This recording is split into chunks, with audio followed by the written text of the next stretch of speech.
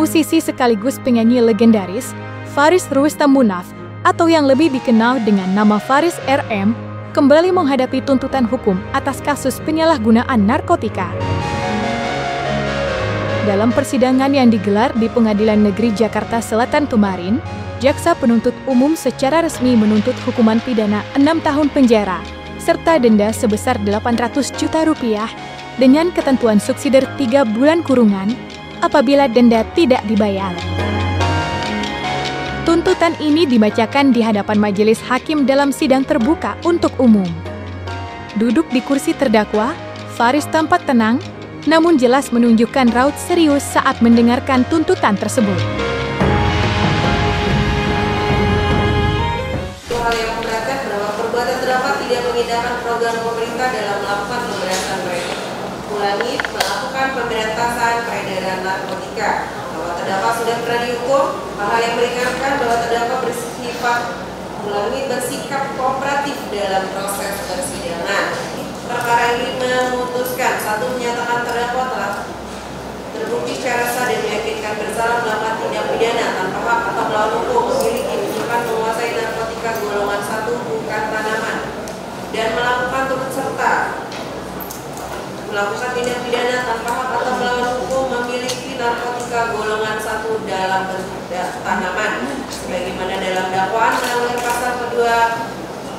melanggar dakwaan kedua pasal 112 ayat 1 Undang-Undang 35 tahun 2019. 2. Menjatuhkan pidana terhadap terdakwa dengan pidana penjara selama 6 tahun dikurangi selama terdakwa berada dalam tahanan sementara dengan perintah agar terdakwa tetap ditahan. 3. Menjatuhkan pidana denda terhadap terdakwa sebesar Rp800 juta apabila tidak dibayar diganti dengan pidana 3 bulan penjara.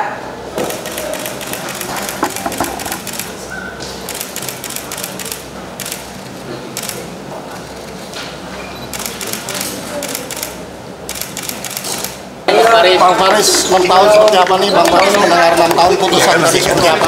Prosesnya. Hormati aja prosesnya. Kecewa nggak Bang Faris? Saya menjalani aja. Saya menjalani aja dulu prosesnya.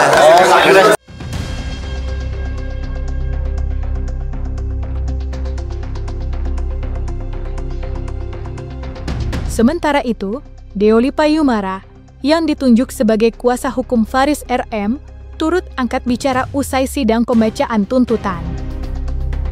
Ia menilai bahwa tuntutan yang disampaikan jaksa telah mengabaikan fakta-fakta penting yang terungkap selama proses persidangan. Menurut Deolipa, Faris bukanlah pelaku kriminal yang layak dihukum penjara, melainkan seorang korban penyalahgunaan narkotika yang sudah lama mengalami ketergantungan dan membutuhkan penanganan medis secara serius.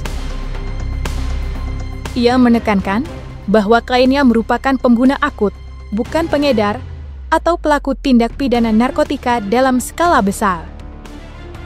Atas dasar itu, pihaknya berencana mengajukan permohonan abolisi langsung kepada Presiden Republik Indonesia, Prabowo Subianto.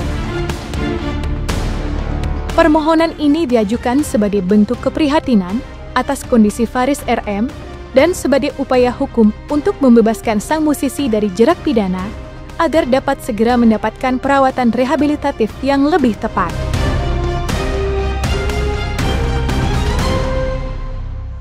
Bahwasanya fakta-fakta di persidangan sebelumnya Faris RM ini ternyata berdasarkan bukti dan saksi dia hanyalah sebagai pengguna yang kecanduan, artinya dia korban dari narkotika jangka panjang, dalam bahasa lain akut. Kami berpandangan sesuai dengan BNN menyatakan pengguna itu harusnya direhabilitasi, bukan dihukum penjara. Nah, ini roh seperti ini, marwah seperti ini yang kemudian kami adaptasi dalam pola pikir kami sebagai pengacara. Tapi harapan kami juga harusnya roh dari BNN ini kemudian hinggap ke kejaksaan. Di luar proses hukum yang formal di persidangan ini, kami akan mengajukan abolisi terhadap seorang Faris RM atau amnesti atau abolisi atau apalah namanya, yang dimana seharusnya dia yang mendapatkan abolisi dan amnesti, bukan koruptor. Makanya kita mengajukan surat permohonan abolisi kepada Presiden Prabowo Subianto. Harus menerima kenyataan pahit setelah dituntut 6 tahun penjara, Faris RM tampak hanya bisa pasrah dan memilih untuk menjalani proses hukum hingga tuntas. Meski terasa berat, sang musisi legendaris tampaknya mulai berdamai dengan kenyataan yang menimpanya. Di balik sikap tenang yang ditunjukkannya di ruang sidang, tersimpan rasa miris dan penyesalan yang mendalam. Namun, Faris menyadari bahwa situasi ini adalah konsekuensi dari perbuatannya sendiri, dan ia memilih untuk tidak lari dari tanggung jawab hukum. Ya kan masih proses ya. Proses. Kita hormati aja prosesnya dulu. Kecewa nggak Bang Faris? Enggak sih, mesti saya menjalani aja dulu prosesnya. Nggak apa-apa, maksudnya dalam arti kata ya saya mesti mengikuti proses itu sampai selesai lah. Ya, semua masih SOP kan, jadi artinya berarti ini kejaksaan ya SOP ya. Dia mesti mendakwa, mesti menetapkan, penasihat hukum harus membela, gitu kan.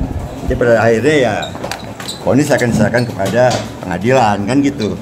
Jadi kalau buat saya sih ikuti terus saja prosesnya sampai akhir. Di balik beratnya tuntutan hukum yang kini harus dihadapi oleh Faris RM, sang istri, Onen Diana Riyadini, tetap menunjukkan kesetiaan dan dukungan penuh kepada suaminya. Meski hatinya diliputi kegelisahan, Oneng masih memelihara harapan besar bahwa sang suami bisa benar-benar terbebas dari ketergantungan terhadap barang haram yang telah beberapa kali menjeratnya. Dalam pernyataannya kepada media, Oneng mengaku tidak ingin terlalu banyak berkomentar soal proses hukum yang tengah berjalan. Namun ia tak menampik bahwa lamanya tuntutan yang dijatuhkan oleh jaksa terhadap Faris membuat hatinya terpukul dan pasrah.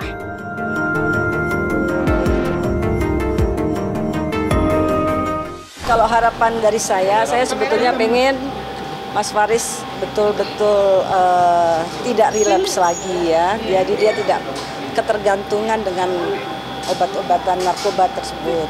Itu aja. Kalau soal masalah hukumnya atau apa saya percaya atau saya serahkan kepada sidang yang nanti apa diputuskan. Lebih itu aja sih. Jadi kalau dari saya pengen Mas Faris sehat aja, dia tidak ada ketergantungan dalam hal narkoba itu aja. Ada penyesalan nggak sih, atau ada janji dari Mas Faris kepada Mbak Oneng sendiri, kapok lah segala macam gitu Mbak Oneng?